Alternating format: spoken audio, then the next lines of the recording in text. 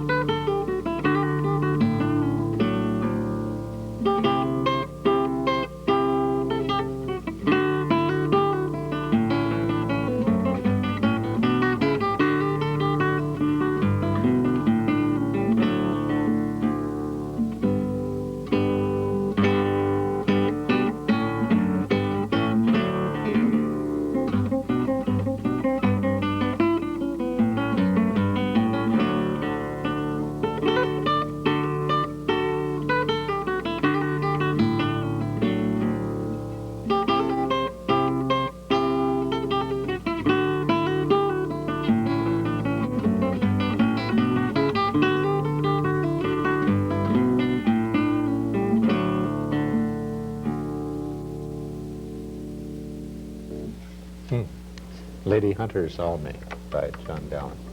This, well, when did you come to Portland and to the Northwest then? I first got here in the summer of '76 and stayed for a while surveying out in the woods up near Mount Rainier up in Washington. Mm-hmm. And I was getting jobs playing in restaurants on the side as well. And then I traveled back to Georgia and lived there for a few months. But I found that I was really drawn to move back to the Northwest. I really love it here. That's great. And what have you worked at since you've been back? Or have you been able to live just by working with the guitar and teaching? Pretty much just with the guitar. I've had a few jobs when either I didn't get out and get the jobs or I didn't feel inclined to take some of the jobs that were available. Mm-hmm. But mostly I've done it with the guitar. Just recently you've been working at Crep Fair. Right. And at Lescargo. Right. And then teaching too. Right. I teach at Warner Pacific College, and I have a few students there who are tending towards classical music. I can't say that it's really a classical guitar department there yet, but we're working on it. That's good. Tell us about going to Spain now. How did this all come about? Well, there is a class held each year. Actually, it's a music festival for students called Música en Compostela. It's held in Santiago de Compostela, Spain. And it was started back about 25 years ago by Segovia, Federico Mampo, and some of the other notable Spanish musicians, just for the purpose of having a world-class festival in Spain. And it attracts students from all over the world. And it was quite an experience for me because I had been playing classical guitar for 2 years at the time, and I found myself in the company of some of the great European touring artists who had been touring around giving concerts for several years. Wow. But it was quite an experience. It was very beneficial and very inspiring. That's good. This had Federico, what was his name, Mampo. Mampo is a composer as well. Right. This, do you do any of his music at times? Yes, I do a suite that he wrote in honor of Segovia, dedicated to him. And it's quite a beautiful little suite. He is a pianist. And I got to go to a couple of his classes while I was in Santiago. So how long were you there then? You were there. I was actually at the class for about 2 weeks. Then did you get to tour any at all after that, or did you have to come right back? I traveled a little bit in France and some in England. Did you take your guitar with you? Yes, I did. Play? I didn't have any concerts set up, but I did play where I had the chance. Impromptu. Right. That's great. That's what happens so much, isn't it, over there? Sure does. This next composition, The Mysterious Barricades by Francois Couperin. Interesting title, The Mysterious Barricades. You just wonder what it means. What does the music say to you? Why do you like this, Couperin? Well, Couperin is an interesting composer to me. I think his philosophy can be summed up in the phrase that he said, which was, I would much rather be moved than astonished. And I think his music reflects that. It's very subtle and sort of understated, but showing a very great beauty from within it. And this little piece, I don't really know for certain about the title. There are certain theories, one of which has to do with the tying of notes over the bar line, that being the barricade, and in this piece the bar line is sort of ignored. Yeah. Can you illustrate that for us before you get into that? How would it be? And you have to retune, don't you, a little bit?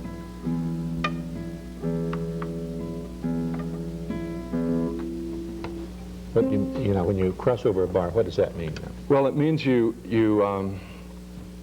alternate the melody notes off of the downbeats. The downbeats are usually on the strong beats, the first and the third beat. But the way it's syncopated by tying the notes, it sort of sets the melody off of the heavy downbeats.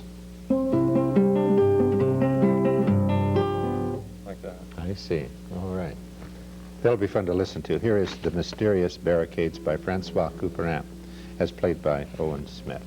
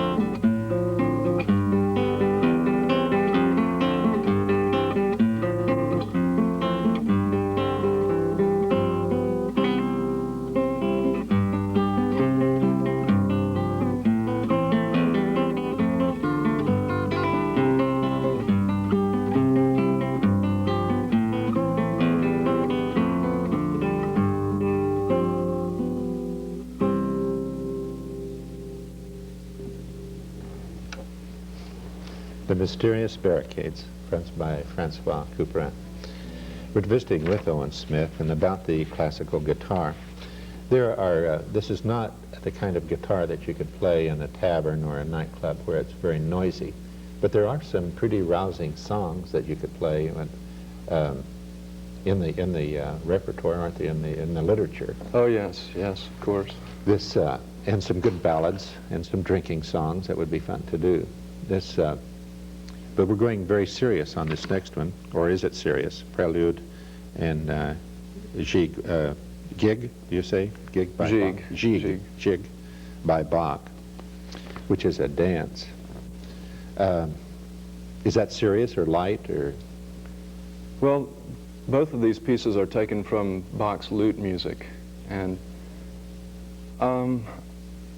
about Bach, I feel that it is somewhat serious, but I do feel that he approached the world with a sense of humor. Mm-hmm. I think so too, and I've heard some things like that, and I hope that you can capture some of that here. But you know, when people say Bach, well, they think it's serious, and it's not. You know, it's just good music, and that's why he's so revered, because Right. it is so good. Well, I think Bach's music just illustrates very clearly his joy in living. He was a very spirited man and loved being alive, and I think his music is the strongest testimony to that, and I try to play it that way. I'm drawn to a lot of Bach's music, and I try to choose the pieces that I feel the strongest about, that I'm most drawn to. What's interesting too is that he composed for the harpsichord or the clavichord, the one where the strings are plucked rather than hit by a mallet, like in a piano, where they're plucked, and that's like a lute or a mandolin or a guitar. Right, similar. Plucked that way. The only thing is that on that harpsichord you got 10 fingers, you could hit 10 notes all at the same time, and on the guitar you've got 6 strings, but only a few fingers to work with. Well, anyway, let's get into the Bach. Do you have to retune now for that, or are you tuned for it? No, I'm tuned. Okay.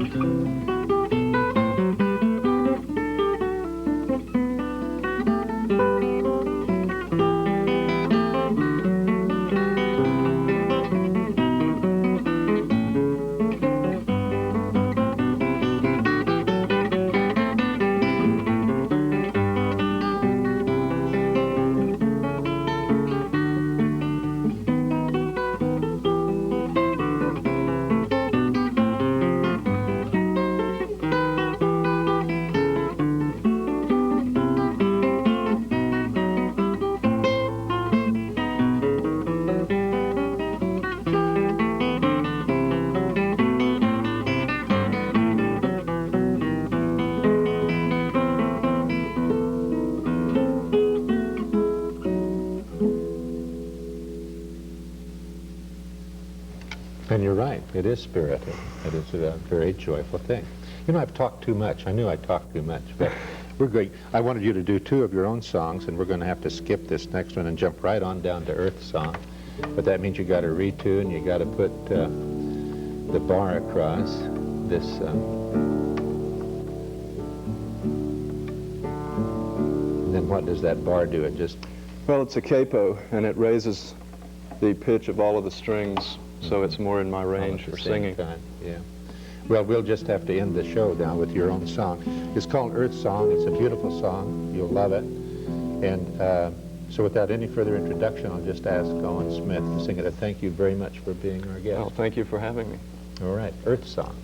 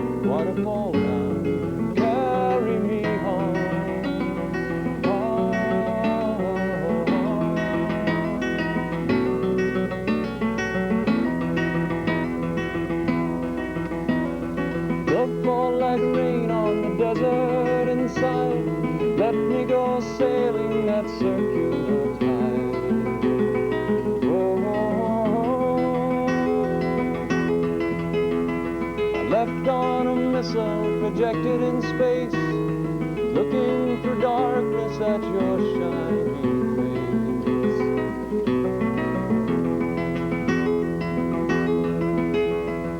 Will you go walk with me now?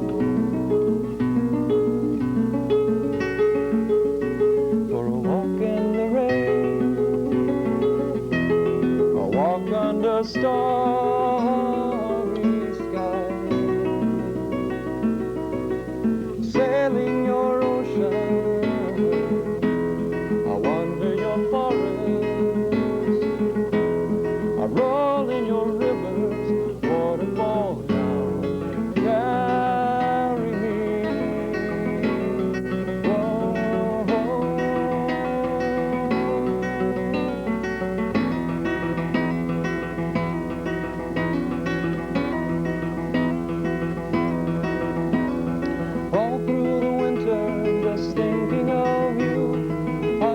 where the snow walls